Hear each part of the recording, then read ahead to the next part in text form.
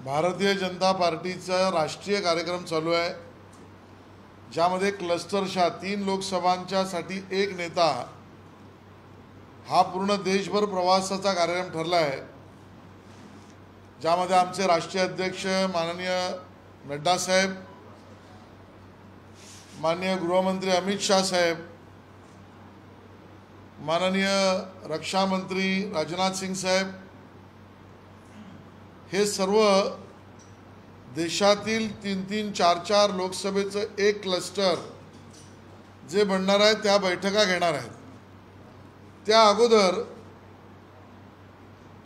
आमचे महाराष्ट्राचे अध्यक्ष हे प्रत्येक लोकसभेतल्या असलेल्या 3 विधानसभा म्हणजे एका लोकसभेमध्ये सर्वसाधारणतः 2 वेगवेगळे गट 3-3 विधानसभांचे यांच्या बैठका याचा दौरा सुरू केला आहे आणि त्यामध्ये पहिले 150-100 कार्यकर्ते त्या विधानसभेतले जे प्रत्यक्ष निवडणुकीच्या कामाचं वहन करणार आहेत, बूथमध्ये, पोलिंग स्टेशनमध्ये, वोटिंग लिस्टवर आणि प्रचारात, या पद्धतीच्या सुपर वॉरियर्सना आम्ही म्हणतो, या सुपर वॉरियर्सची मुंबईभरातली बैठक हा दौरा मी आणि माननीय प्रदेश अध्यक्ष 3-3 विधानसभांना एकत्र घेऊन सुरू केला आहे आणि अतिशय खालच्या स्तरावर संघटनेच्या पायाभूत स्तरावर करणीय कामं आणि त्यातनं बांधणारा एक पिरामिड याची लोकसभेची तयारी आमची सुरू झाली आहे आणि त्या कामाला माननीय प्रदेश अध्यक्षांचा दौरा चालू आहे। प्रदेश अध्यक्षांनी जिल्हा अध्यक्षांच्या बैठकीमध्ये विधान केलं होतं की मकर संक्रांतीला आपण आपल्या पक्षाचे मेळावे घेत होतो, मात्र येणाऱ्या काळामध्ये तिन्ही पक्षांचे संयुक्तीमध्ये मेळावे घेतले जाणार आहेत। मला वाटतं त्यावर मी आज भाष्य करणार नाही, उद्या प्रदेश अध्यक्ष त्यावर बोलतील।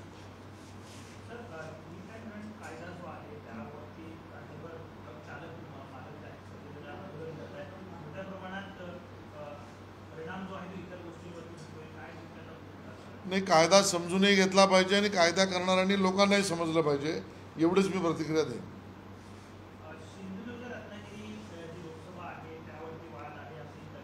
कोणाचा वाद आहे? हा,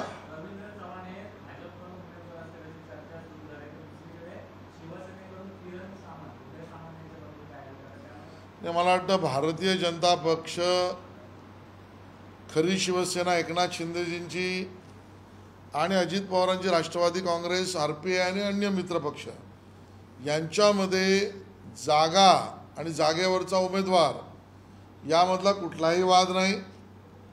या सगळ्या मीडियात आणि खालच्या स्तरावर उडवलेल्या अफवा आहेत, याच्यावर अंतिम निर्णय माननीय एकनाथ शिंदे साहेब, माननीय देवेंद्रजी, माननीय अजितदादा पवार, माननीय रामदास आठवलेजी आणि अन्य सहकारी नेते हे बसून करणार आहेत। कुठलाही अशी बैठक आणि निर्णयच झालेला नाही, त्यामुळे ती जागा कोण लढवणार याच्यावरचा वाद हा कल्पोकल्पित आहे। एक गोष्ट नक्की ठरली आहे की ती जागा महायुती जिंकणार। काही वेळापूर्वी उदय सामंतांनी असं वक्तव्य केलं आहे की काँग्रेसचे 6 ते 7 जण भाजपा आणि शिवसेना यांच्या संपर्कामध्ये आहेत, ती नावं लवकरच भाजपा आणि शिवसेना एकत्रितपणे जाहीर करेल। उदय सामंत उद्योगमंत्री आहेत आणि महाराष्ट्रात अशा उद्योगांना बळ देण्याची ताकद त्यांच्याकडे आहे आणि त्यामुळे त्यांनी सांगितलेल्या गोष्टीवर मी नवीन उद्योग करणार नाही।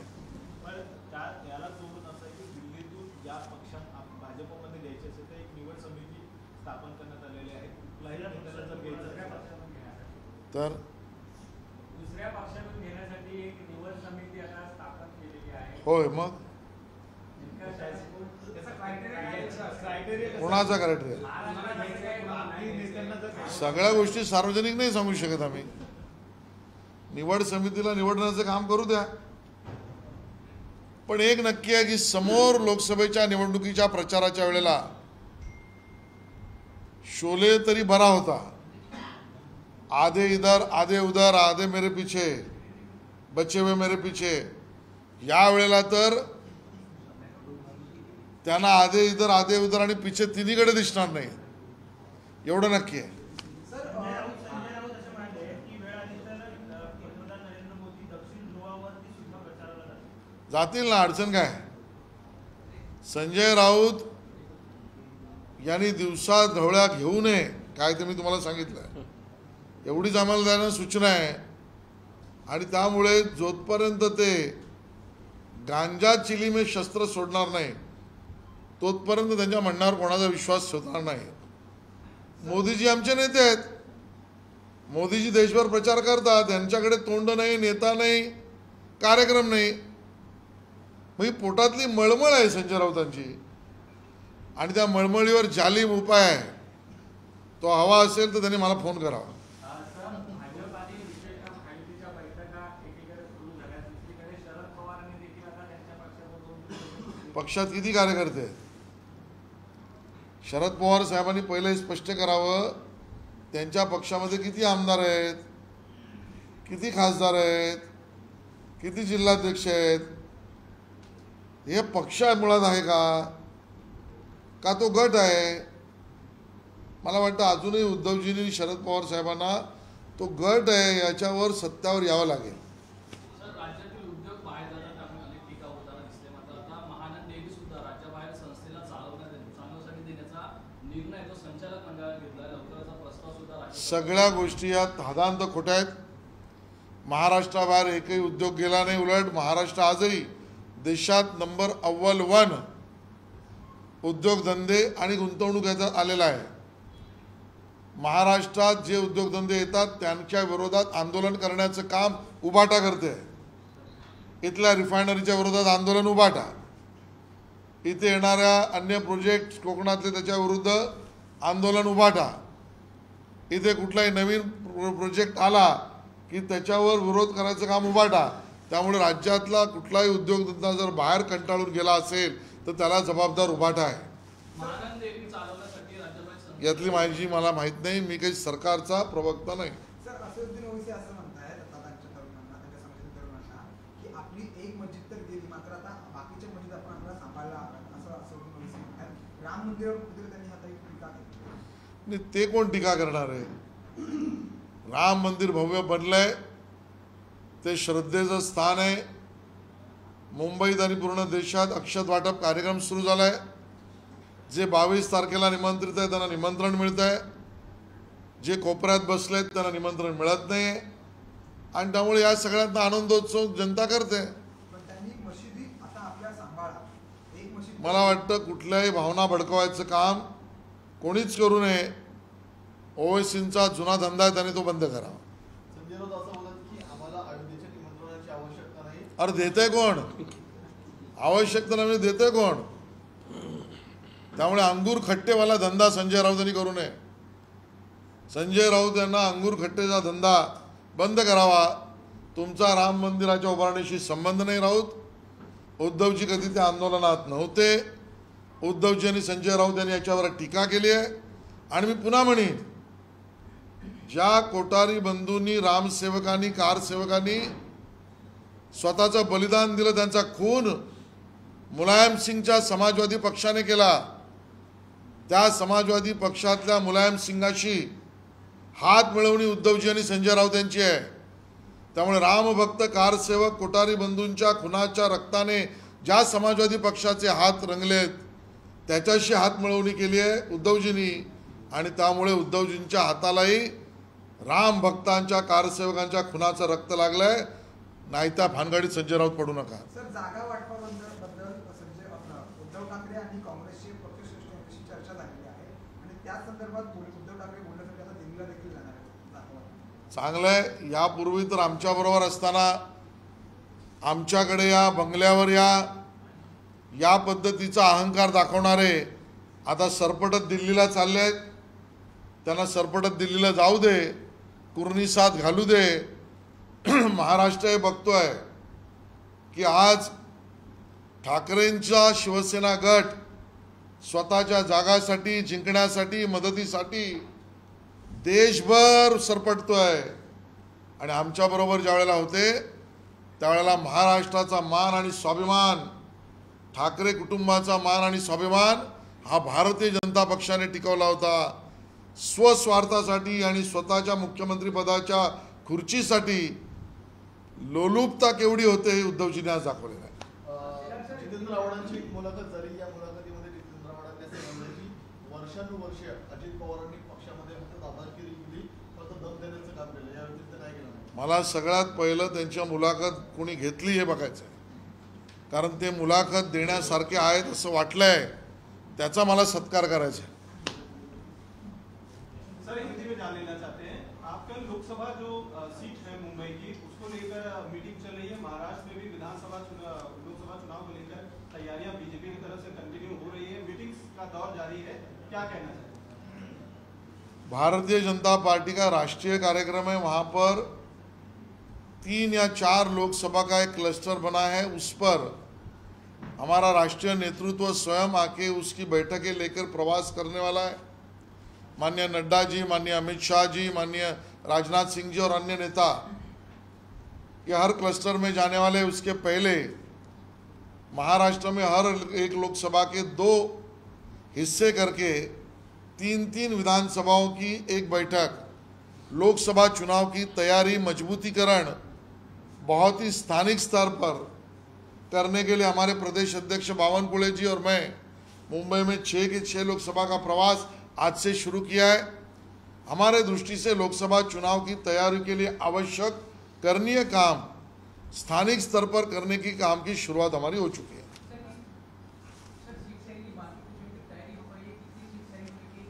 इसका अंतिम निर्णय और चर्चा माननीय एकनाथ शिंदे जी, माननीय देवेंद्र जी, माननीय अजितदादा पवार, माननीय रामदास आठवले जी और अन्य नेता मिलकर करने वाले, वही उसकी स्पष्टता देंगे. संजय राउत कहते हैं कि बीजेपी जो है बीजेपी का गठबंधन ईवीएम के साथ है. जो ईवीएम मनमोहन सिंह जी की सरकार के समय आया, उस कांग्रेस को पहले ये बात संजय राउत सुनाए कि आपने किया हुआ काम गंदा था, गलत था, गैर कानूनी था, फिर सवाल उठाए. जब वो जीते तब ईवीएम अच्छा है, अंधेरी के चुनाव में जीते तो ईवीएम अच्छा है, और वो हारेंगे तो ईवीएम खराब है. ये अंगूर खट्टे वाली कहानी है, और उस अंगूर को कट्ठे क्या धंधा संजय राउत न करे. सर, सुप्रिया सुले का कहना है कि 15 जनवरी तक इंडिया अलायंस के जो सीट शेयरिंग की थ्योरी है, फॉर्मूला है, वो तय हो जाएगा. कौन से की सीट पर कैंडिडेट खड़े होंगे ये भी तय हो जाएगा. मुझे आजकल लगता है कि इंडिया अलायंस के लोगों ने शायद सनी देओल से कुछ ट्रेनिंग ली है. हर बार तारीख पे तारीख कोई नेता खड़ा होता है, महाराष्ट्र में सरकार गिरेगी उसकी तारीख देता है. फिर आदित्य ठाकरे जी खड़े होते हैं, वो एक तारीख देते हैं कि महाराष्ट्र में सरकार गिर जाएगी. फिर उद्धव जी खड़े होते हैं, वो एक तारीख देते हैं महाराष्ट्र की सरकार गिर जाएगी.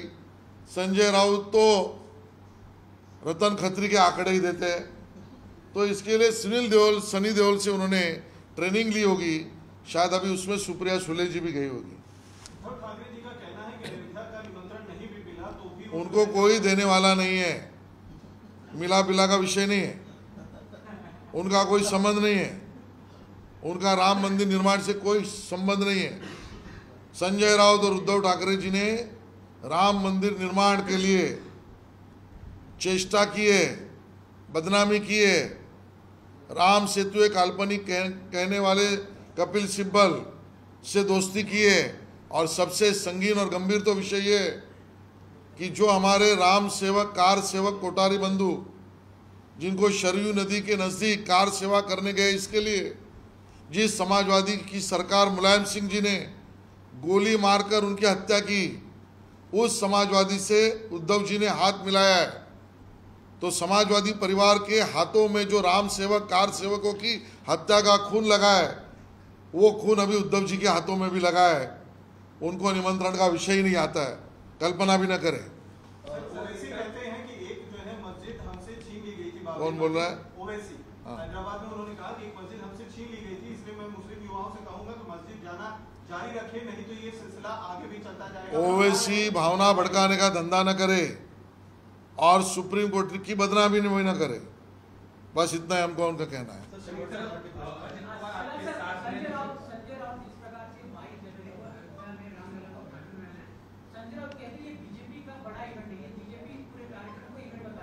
बीजेपी जरूर इसमें है, लेकिन एक हिंदू स्वयंसेवक इस नाते ये समस्त भारतीय और हिंदुओं का श्रद्धा का उत्सव है और उसमें हम शामिल है।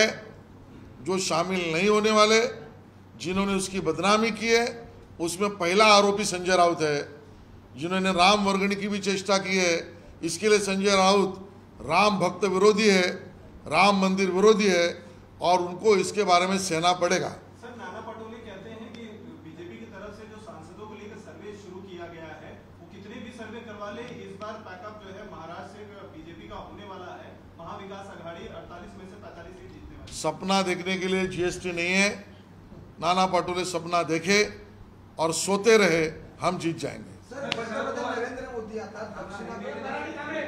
शरद पवार एक तरफ अपना शिविर कर रहे हैं, शिविर में 2 दिन का, दूसरी तरफ अजित पवार आपके साथ है।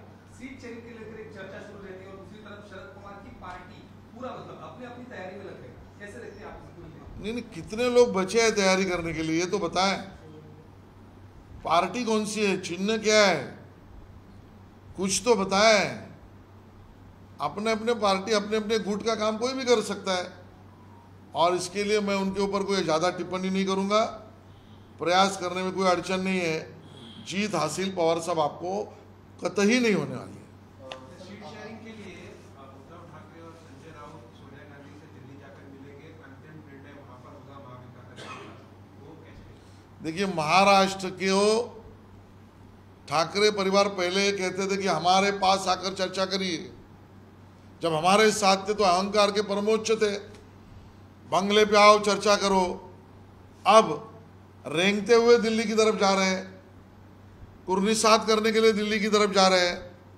हम थे तब हमने महाराष्ट्र और ठाकरे परिवार का सम्मान दुनिया और देश में दिखाया। अब कांग्रेस उनको रेंगती हुई दिल्ली बुला रही है। रेंगते हुए ठाकरे परिवार के लोग सीट के लिए और जीतने के लिए और बल के लिए कभी चेन्नई जा रहे हैं, कभी बंगाल जा रहे हैं, कभी दिल्ली जा रही है। महाराष्ट्र इसको अच्छी तरीके से नहीं देखता। सर, एकीकडे अक्षता कलशाचं संपूर्ण महाराष्ट्रभर स्वागत केलं जात आहे, महाविकास आघाडीकडून हे स्वागत केलं जात नाहीये.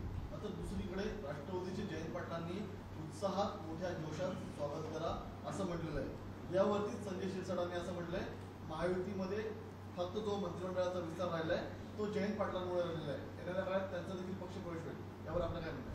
मी याच्यावर भाष्य करत नाही, कारण मला यातली काही माहिती नाही. सर, पंतप्रधान नरेंद्र मोदी आता दक्षिणेमधून प्रचाराला सुरुवात करणार आहेत, कारण जिथे संख्याबळ कमी आहे तेथूनच मोदी आता प्रचाराला सुरुवात करणार आहेत. नाही, मला याच्यावर भाष्य करता येणार नाही, कारण आमचे राष्ट्रीय प्रवक्तेच माननीय पंतप्रधानांच्या कार्यक्रमावरची प्रतिक्रिया देतील.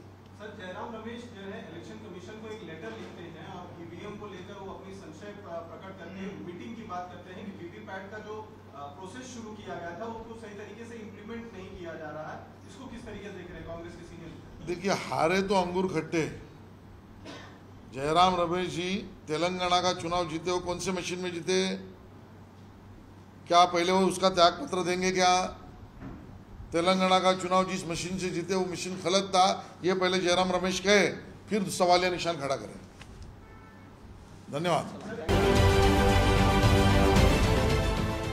देश विदेशातील प्रत्येक घडामोडींचे लाईव्ह अपडेट मिळवण्यासाठी आता साम टीव्हीच्या सर्व सोशल मीडिया प्लॅटफॉर्मला लाईक, फॉलो आणि सबस्क्राईब करा. तसंच सर्व नोटिफिकेशनसाठी बेल आयकॉन प्रेस करायला विसरू नका.